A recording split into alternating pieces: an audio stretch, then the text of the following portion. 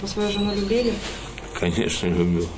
Он принес с собой вещи, догадывался, что возьмут под стражу прямо после приговора, но все же надеялся на снисхождение суда. Вы, я так понимаю, уже с вещами пришли? Да, потому что я понимаю,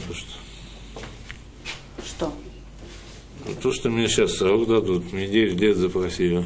41-летнего Олега Ирейкина обвиняют в причинении тяжкого вреда здоровью своей жене, в результате чего она скончалась. На деле, как установили следователи, все происходило так. 9 сентября минувшего года к ним с женой пришли в гости. Их 10-летняя дочь в это время была у бабушки. Посидели, выпили. Когда остались вдвоем, поссорились.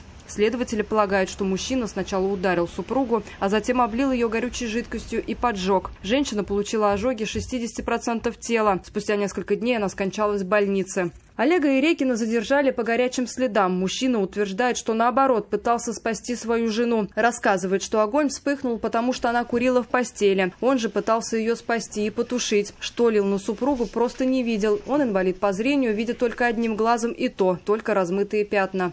Я пытался спасти ее и квартиру. А вы, когда вот жидкость разливали, думали, что вода, вы запах спирта не чувствовали? Нет, там был такой суррогат дома. Но у матери погибшей иная версия случившегося. Женщина рассказала, что незадолго до трагедии ее дочь решила уйти от мужа. Она даже нашла работу и сняла комнату, чтобы жить отдельно. Видимо, это, считает ее мать, и стало причиной трагедии.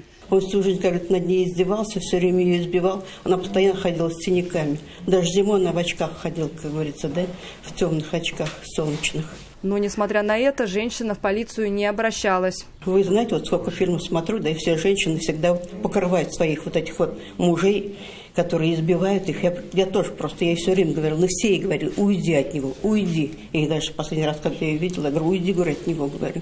Он же тебя убьет когда-нибудь. Но я не думала, что такое может случиться на самом деле. Это же кошмар какой-то. В отношении Олега Ирейкина было возбуждено уголовное дело по статье «Умышленное причинение тяжкого вреда здоровью», повлекшее по неосторожности смерть потерпевшего. Дело рассматривала коллегия присяжных. Заседатели в один голос заявили, подсудимый виновен. Суду лишь оставалось назначить наказание. И сегодня мужчину приговорили к 9 годам лишения свободы в колонии строгого режима. Елена Соляхова, Константин Бушуев. Вызов 112.